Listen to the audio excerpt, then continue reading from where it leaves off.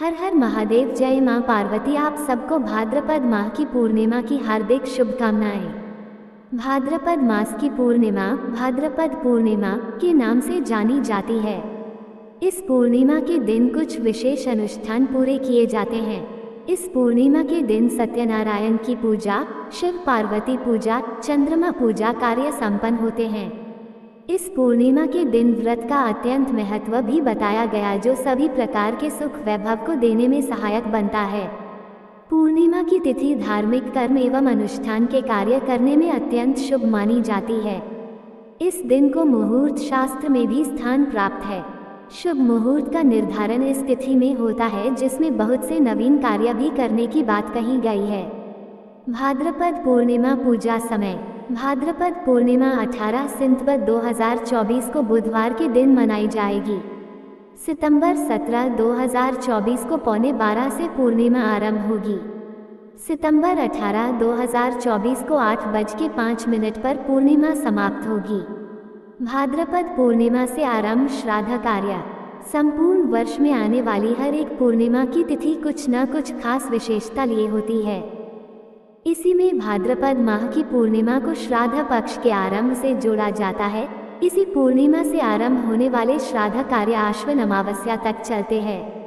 इसलिए भाद्रपद पूर्णिमा को स्नान दान का भी विशेष महत्व माना जाता है।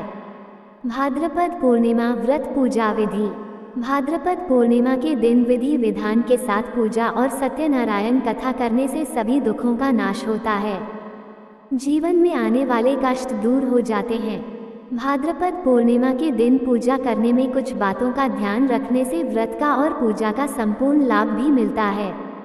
भाद्रपद पूर्णिमा के दिन प्रातःकाल उठकर किसी पवित्र नदी, सरोवर या कुंड में स्नान करना चाहिए।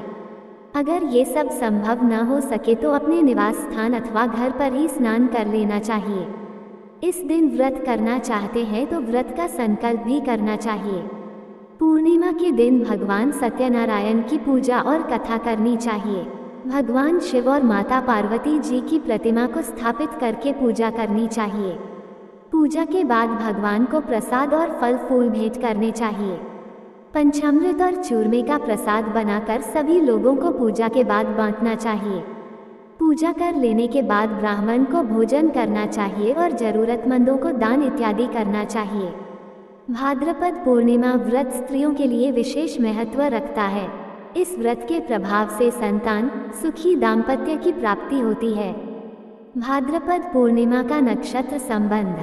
प्रत्येक मास की पूर्णिमा तिथि से ही चंद्र वर्ष के महीनों के नामों को रखे जाने की बात कही जाती है। हिंदू पंचांग में सूर्य और चंद्रमा से ही महीनों के नाम रखे जाते हैं, जिन्हें सौर मास और चंद्र मास के नाम से जाना जाता है। कुछ व्रत व त्योहार सौर मास से मनाए जाते हैं तो कुछ चंद्र मास के द्वारा। इसलिए जब हम पूर्णिमा तिथि की बात करते हैं तो उसे चंद्र वर्ष से जोड़ा जाता है। चंद्रमा के साथ ही नक्षत्रों का भी इसके साथ संबंध होता है। मान्यता अनुसार जिस भी माह में पूर्णिमा के दिन चंद्रमा जिस भी नक्षत्र में होता है, उसी नक्षत्र के नाम अनुसार उस माह का नाम रखे जाने की बात कही गई है। इसलिए 12 महीनों के नाम नक्षत्रों पर आधारित होते हैं। इसी क्रम में भाद्रपद पूर्णिमा का नाम इसीलिए कहा गया क्योंकि इस दिन चंद्रमा उत्तरा भाद्रपद या पूर्वा भाद्रपद नक्षत्र में गोचर कर रहा होता है। जिन लोगों का जन्म उत्तरा भाद्रपद या पूर्वा भाद्रपद नक्षत्र में होता है, उन लोगों के लिए भी इस पूर्णिमा का दिन विशेष महत्व रखता है। पूर्णिमा के दिन इन लोगों को अपने नक्षत्र की पूजा करनी चाहिए। भगवान शिव, मां पार्वती, भगवान गणेश तथा हिरबुधन्य की पूजा करनी चाहिए।